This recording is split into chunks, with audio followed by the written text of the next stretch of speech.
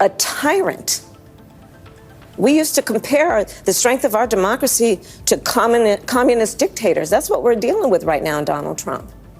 And these titans of industry are not speaking up. Kamala Harris sat down with MSNBC's Rachel Maddow to spruik her new book, 107 Days, where she reflected on the last election and the current Trump administration, bizarrely calling Donald Trump a tyrant and a communist dictator. Political commentator Terrence K. Williams lashed out at the former VP, saying, Kamala Harris went on MSNBC tonight calling President Trump a dictator. Enough already.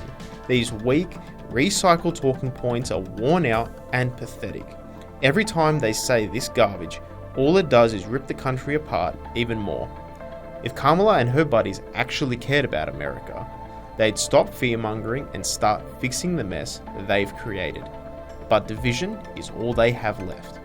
Sky News host James McPherson mocked Harris for her inconsistency, calling Trump a Nazi in the past and now a communist. I personally find it hard to keep up. Before the election, Trump was a Nazi. A month ago, he was a fascist. This week, he's a communist. Have I got that right? Something like that. Well, to Joe's point, the term itself doesn't really matter. If you ask Kamala Harris or indeed anyone who uses this type of language what communism or fascism means, I think they would struggle to give you a coherent answer. It's more that it's coded messaging to their supporters.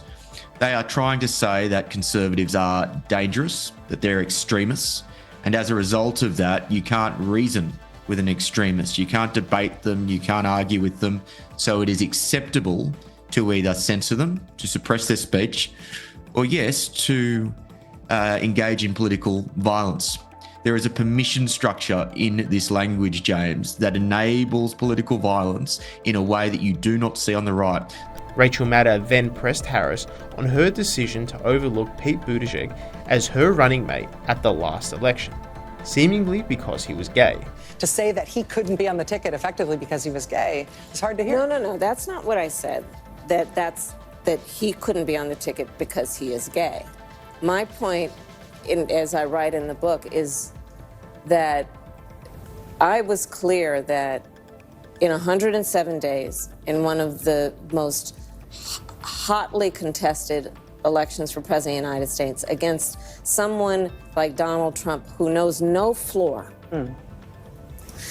to be a black woman running for President of the United States and as a vice presidential running mate, a gay man, with the stakes being so high, it made me very sad, but I also realized it would be a real risk.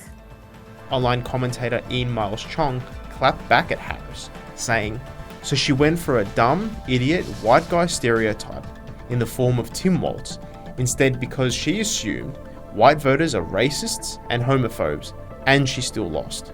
Owned Fox News host Lara Trump weighed in after the train wreck interview, saying Kamala Harris has only herself to blame for not winning the presidency. Well, I'll save everybody the 320 pages of reading her book, 107 Days, and tell you I can sum it all up. And the reason that Kamala Harris didn't win in one sentence, Kamala Harris is not president right now because she was a bad candidate with a bad message, who chose a bad running mate, didn't connect with the American people, and she was completely inauthentic. That's why she's not president right now. It seems like she's doesn't even have enough fingers on both hands to point the blame at everyone she's trying to blame for not being president right now, Will. We all know that. We all saw it with our own eyes. And it seems America agrees, with Harris's favorability ratings plummeting since her election loss. I would just say that if you want a messenger to go against Donald Trump, you can do far better as Democrats than Kamala Harris. What are we talking about here? Well, let's take a look at her net favorable ratings nationwide. You know, back in October of 2024, she was at -5 points. Not exactly great, but pretty close to the zero mark, right? Pretty close to even. But now, down under she goes. She's at -13 points. That's an 8-point drop since the general election among the overall electorate. She is not well liked at this particular point. The American people, they don't want this. They don't want her. And get this, she's 37 points underwater with independents. If you can't win independents, you can't win the election. And the bottom line is, with those in the center electorate, those who are the most up for grabs, she is way, way, way underwater. She is definitely swimming with the fishes.